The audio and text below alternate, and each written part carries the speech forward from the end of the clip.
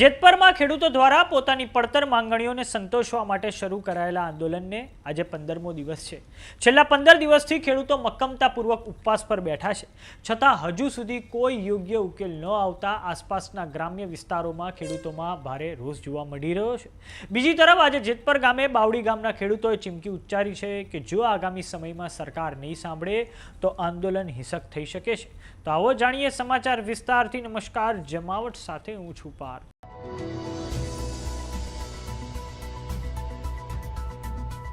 મોરબી જિલ્લાના જેતપર ગામે ખેડૂતો પોતાની પડતર માંગણીઓને લઈને પોતાની માંગ પર અડગ છે। છેલ્લા 15 દિવસથી તેઓ ઉપવાસ પર બેઠા છે। તો બીજી તરફ ગુજરાત સરકારની ગઈકાલે કેબિનેટની મીટિંગ મળી હતી અને આ પછી કૃષિ મંત્રી જીતુ વાઘાણીએ પ્રેસ વાર્તા કરીને જાહેરાત કરી છે કે સરકાર ખેડૂતોના મુદ્દે હાલ વિચાર કરી રહી છે। તો બીજી તરફ લાંબા ગાળાની લડતને વધુ વેગ આપવા માટે આવતીકાલે 3 તારીખના રોજ 6 ગામોની સંયુક્ત રેલીનું આયોજન કરવામાં આવ્યું છે।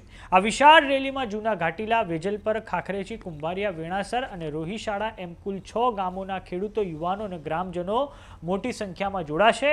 ખેડૂતો દ્વારા પોતાની 6 માંગણીઓ લેખિતમાં આપી દેવામાં આવી છે, તેમ છતાં આજ દિન સુધી સરકાર વિચાર કરી રહી હોવાની વાત કૃષિ મંત્રી જીતુ વાઘાણીએ પોતે કરી છે। તો આજે ધાંગધ્રાના બાવડી ગામ વિસ્તારના ખેડૂતો ઉપવાસી છાવણીની તેમણે મુલાકાત લીધી છે અને આ બાવડી ગામના ખેડૂતોએ આક્ષેપ કર્યા છે કે તેમના ખેતરમાંથી પણ વીજ લાઈન પસાર થાય છે।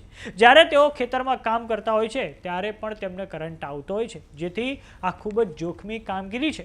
આજે બાવડી ગામના ખેડૂતોએ ચીમકી ઉચ્ચારી છે કે ખેડૂતોની તબિયત લથડી રહી છે।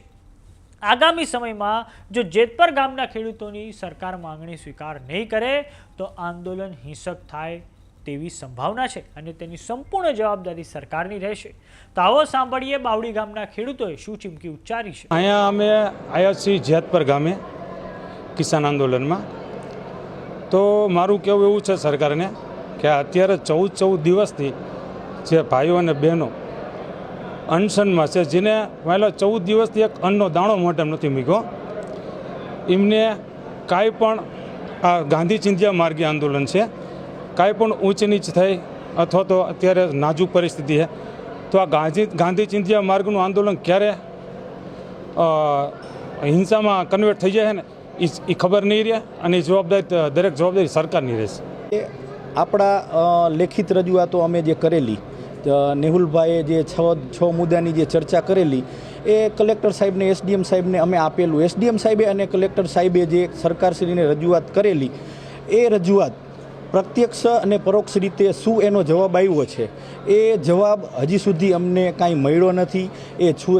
એ રજૂઆતમાં કયા મુદ્દાને ચર્ચા થઈ છે, કયા મુદ્દા આવરી લેવામાં આવ્યા છે, એ મુદ્દામાં શું ડિટેલિંગ એ લોકોએ કર્યું છે એ અમને કાંઈ ખબર હજી નથી।